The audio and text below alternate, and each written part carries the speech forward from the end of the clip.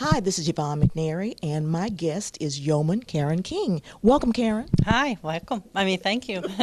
You're very welcome. Karen is a veteran, and today we want to give thanks to you and all the other veterans for the service that you do for our country. Well, thank you. You're, Thank you. You're very welcome. Now, tell us a little bit about what arm of the service you went into. I was in the United States Coast Guard, and it's the smallest branch of the 5 services. A lot of people don't recognize it as the service, but it is the 5th military branch. And I was stationed in 2 different locations. I started off in Yorktown, Virginia, and then I ended up in Washington, D.C. Okay. Now, where did you enter the service? What state were you in? I was in Pennsylvania. The recruiter office was in Pittsburgh, and I was working several jobs, and it was in the mid-'80s, giving my age away. I had a 2-year degree and wasn't quite sure where that was going to take me, and on my lunch hour one day, I saw a recruiter's office and went in, and it looked really exciting, and I was ready for a change and some challenges in life, and so I enlisted into the Coast Guard. One day on lunch hour. Yes, and I left about 10 days after that. My recruiter told me it was, I used to a fitness instructor and aerobics instructor, and I worked for a trucking company and a collection agency. So I had several different types of jobs, and I thought, well, this would be a really great thing to stay in shape. And but it was a really different way of staying in shape. I'm sure it was. Now, what did your family think of you joining the Coast Guard over your lunch hour? They were kind of shocked. Needless to say, a lot of my friends were shocked, but it was just a really thrilling, exciting way, if you look at it that way, to see the world, to get a different experience, to get some training. And, from a really small town in Pennsylvania, and there weren't a lot of jobs and opportunities in those days. And I already had a 2-year business degree, and with that, working 4 jobs and just really still struggling, I thought, well, there has to be something better out there for me to go and try different options. So I did it. So it was a great opportunity for you. It really was. It really was. Fantastic. Now, how long were you in the Coast Guard? I did one tour, just the 4 years. I had a lot of opportunities when I was in.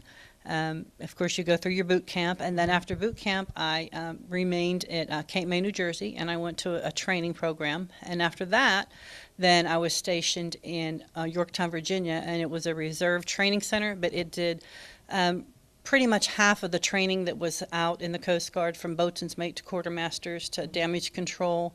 And then we did what they call our A schools, and I was in charge of just a human resource specialist as a yeoman. And I transfer people in and then get them all trained up, and training went from 6 to 8 weeks at sometimes, 3 or 4 months at the longest. And then you do their orders and transfer them and their family to their new duty station or the ship across the country, usually in the intercontinental. We had 2 or 3 that would go out of the state or out of the country in Italy, and we have other Coast Guards all over the world, and people don't realize that either. Yeah. But Okay. a lot of them. And they gave you training for that? Yes, ma'am. What I did, I was a striking yeoman. Okay. And because I had a 2-year degree in business, so I just went right into the position where people had gone to a specific training to a yeoman school, which was in Alameda, California. And what I did is I was striking like the OJT programs, on the job training. So I did that, and you have to take these progress reports, and you have to maintain good attitudes, and your evaluation programs all have to be good. And then you take a test, and there's 2 levels of testing. And once you pass the first level, that is the military requirements, and then the second half would be your rank, your rate in the yeoman field. And anybody who knows anything about the military, there's only 700 million forms, and you have to know what those forms are and which ones to use at the right time. But the most important form that you would need to know if you're a military person is your DD-214, and that's a familiar word for everybody. So, and I did ID cards, and helping families get their ID cards when they moved into the area. So it was a lot of different transitioning things that I went to, but I advanced very quickly. And I also worked in the legal department and did a lot of NJPs and court martials. It's real interesting when you have to dig into the legal aspects of things. And then from there I was transferred, and I went to Washington, D.C. My position was going to be with the Commandant of the Coast Guard as a yeoman, and I would be like his as administrative assistant in downtown D.C. And when we moved there, I was married at the time and expecting our first child. And so I went in there and I worked in the detailer's office and getting ready, and they did a change of command.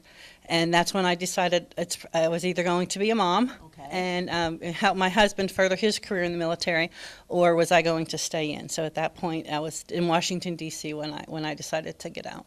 But it was an exciting, the whole road was pretty fun. Oh, it sounds like it was, Karen. It sounds like you had a great time. I did. Now, tell me about basic training, the basic training that you had to take, the boot camp. Boot camp is, now this is a long time ago, so it was pretty intense. It's even, I think, more intense now physically, but to me it was a pretty physical experience. And they treat you're just like the men and the guys. You have to be very physical, strength-wise, push-ups, sit-ups, and there is a timed run.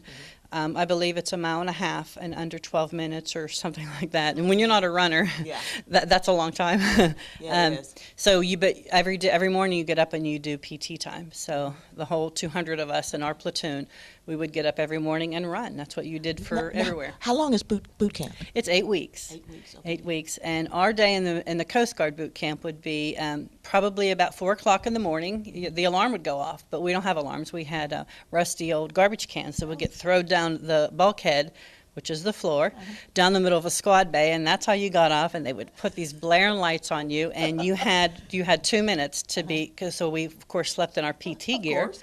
So you put your sneakers on and you go out in the parade field, and then you start running and you do a lot of calisthenics and probably about 1.5 hours of physical activity. And then you went and you had your breakfast, and you got then you have inspections and everything. But we had classroom time all day long. And during that classroom time, it did everything from shooting an M16 and a 45, which I was qualified in the 45.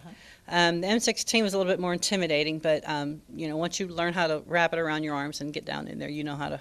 And I know how to shoot, so I'm not afraid to shoot them. So. You do a lot of ropes, and you also have a lot of nautical information, because the Coast Guard, a lot of people don't realize, they are the caregivers for the sea, the air, and the land. So you take care of the coastal area ways, but you also, when you're on a ship, that's what you're protecting, and then you're out there making sure that other vessels are safe, and you're also, the marine part of it is every day that the Coast Guard today is out there actively getting on ships and making sure that their cargo is proper. That it's not illegal material, because a lot of what we do is drug enforcement, and you have to follow all the laws for the international waters with all of that. And some of the training was I didn't go through a lot of that training, but it was still interesting. Okay. Now, were you involved in any events? Yes, I was. I had we celebrated the Eagle is the United States Coast Guard oldest. It's a sailing ship. And they had their 200-year anniversary, and we had a big part of that down in Yorktown, Virginia. But the most exciting thing I got to do, I would say, was I went under Rough Tray. And what Rough Tray is, was on the United States, it's a Coast Guard ship called the Sorrel out of New York. And they were coming down from New York to head to Puerto Rico. And during the trip, there was a seaman, a young lady, and she was not having a good time on the trip. And you have to have a full crew when you're going into this type of training, and you're monitored with the Navy through their different training. And you go way out deep in the sea, and you do solar programs and chemical warfare and disasters, and you are in training. So everything is automated, and it's all pretend stuff, but you're really acting like you're there. So on the way down, the Sorrel, the ship, they had to pour into Yorktown in an emergency, because the young lady had some medical issues.